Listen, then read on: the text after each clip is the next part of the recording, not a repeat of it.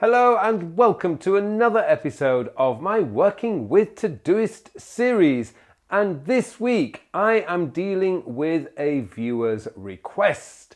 I am going to show you a number of ways that you can set Todoist up to reflect the wonderful Eisenhower Matrix. Now, the Eisenhower Matrix is a square, if you like, divided into 4 different squares, and each of those squares are called quadrants. So we've got quadrant 1, quadrant 2, quadrant 3 and quadrant 4. Quadrant 1 is for those urgent and important tasks. This could be a client request, it could be something that's really important and urgent. Quadrant 2 are for those not urgent but important tasks. These are the things like taking care of your health and fitness, anticipating future problems, doing your planning, and spending time with those people that you care about. Quadrant 3 are not important but urgent, and this is most emails, most messages, most requests from your colleagues and bosses. They might appear urgent, but really, they might appear important, I should say, but really they're not that important. And quadrant 4 are not important and not urgent. This is like doom scrolling social media, it's like watching continuous episodes on a streaming service, you name it, that's what quadrant 4 is.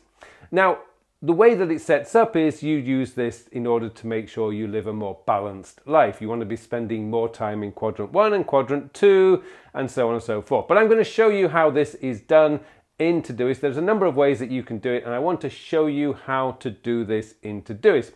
So before we go, I would just like to say, if you do get any value from this video, then please help me by clicking on that like button below.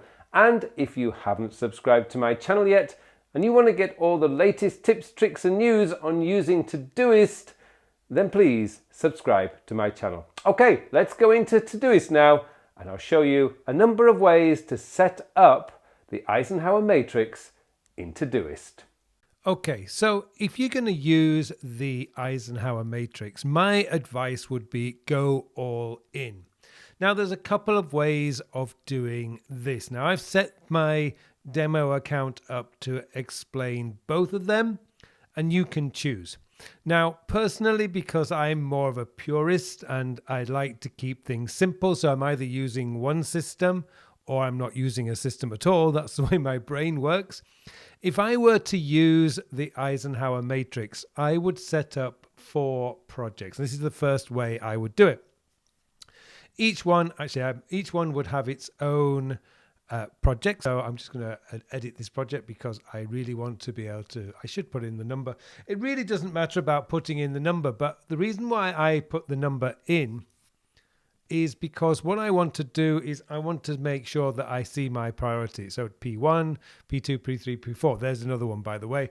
But this is the way I would do it personally. I like to keep my projects in my task manager simple and functional. So that would be the first way. This is the first option that you have.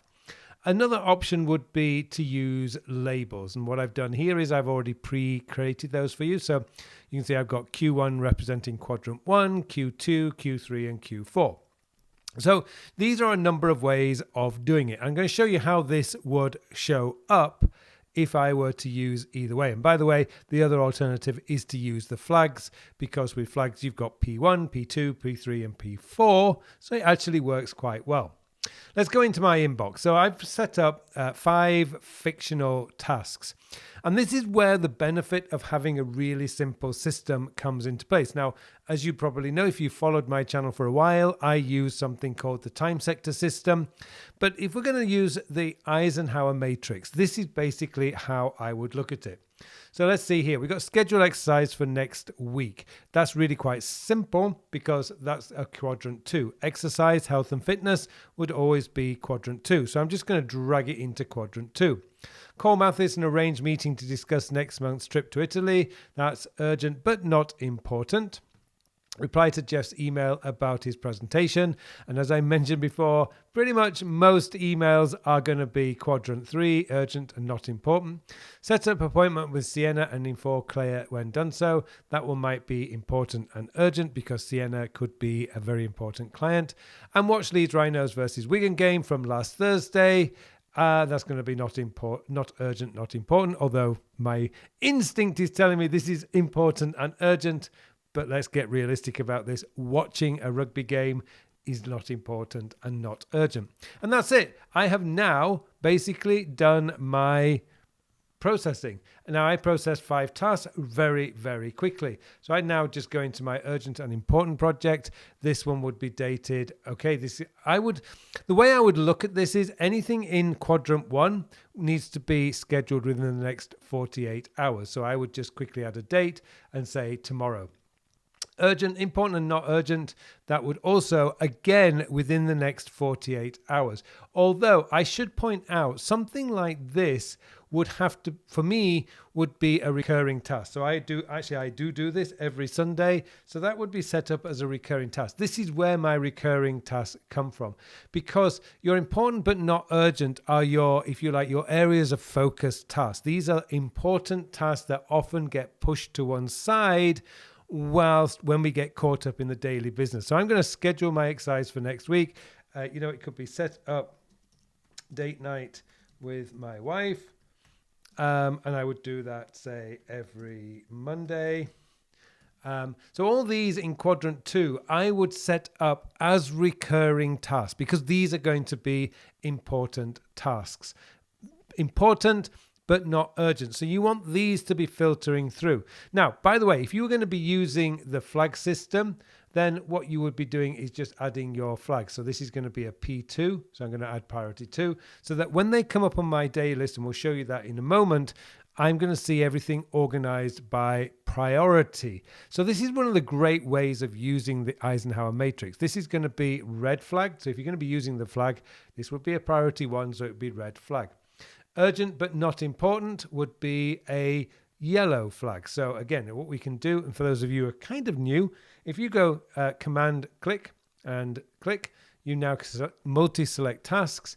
I can now add the priority, and this is going to be priority 3. So that comes up. Now, just for the sake of argument, these are going to be within the next 72 hours, but I'm just going to make this, say, we're going to make this for Tuesday.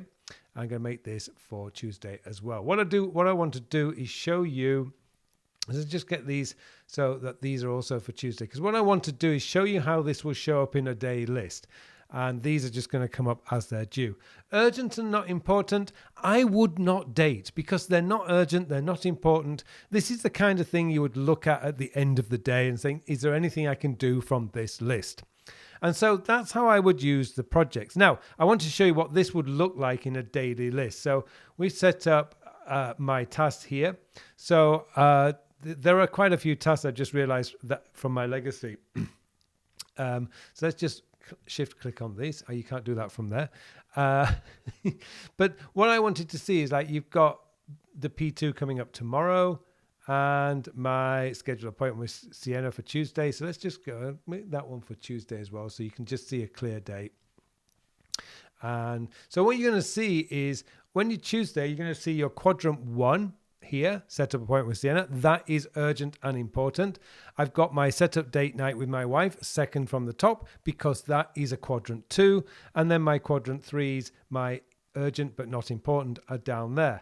And then everything else, if I wanted to date them, I could put them there. Now, of course, if you're using this fully, you'd have a longer list than this, but that just shows you how it all sets up. The important quadrant 2 tasks then don't disappear to the bottom of your list.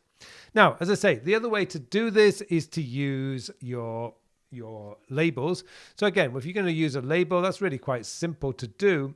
But in this case, I would just open that up, add the label, and you can see this is going to be a quadrant 1, so I can just tap that, quadrant 1. It's really quite simple. If I was using labels and I wanted to set up a task, so call Peter about, always make sure, by the way, when you do a call, not just say call Peter. So call Peter about delivery of next week's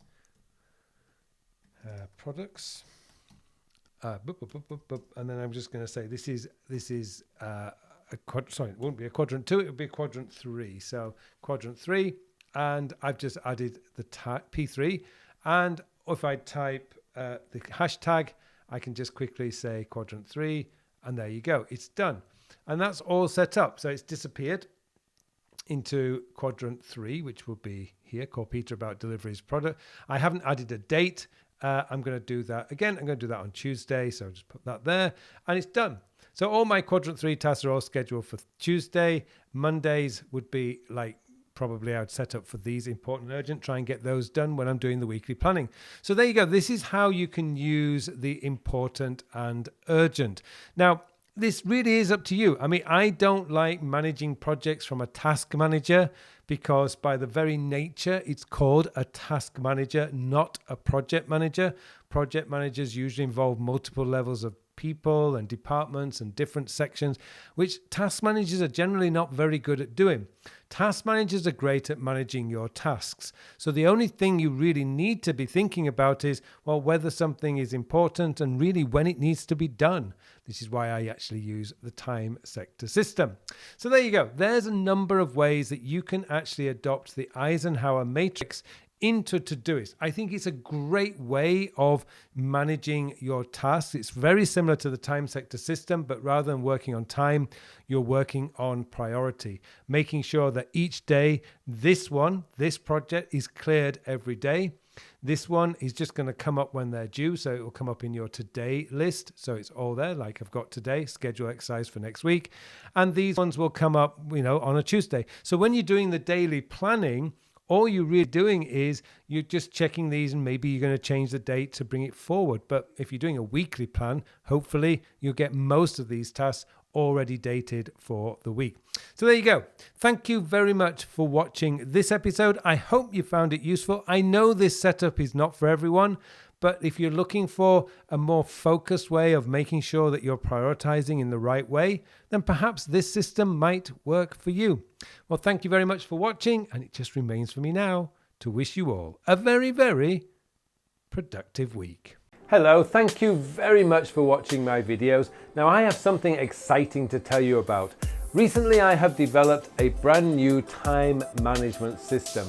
It's a system designed to manage your time in the 21st century. The world has changed a lot over the last 20 years. In fact, it's actually changed a lot this year.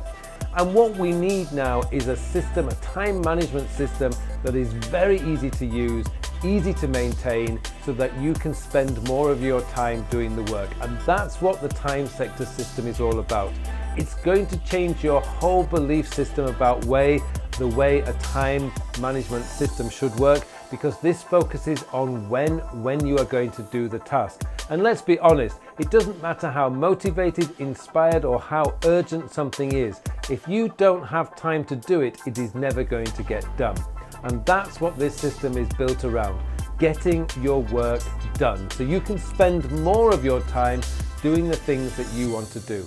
I hope you join me in this course. The full details of the course are in the show notes below, so please join me, and thank you very much for watching this brief video.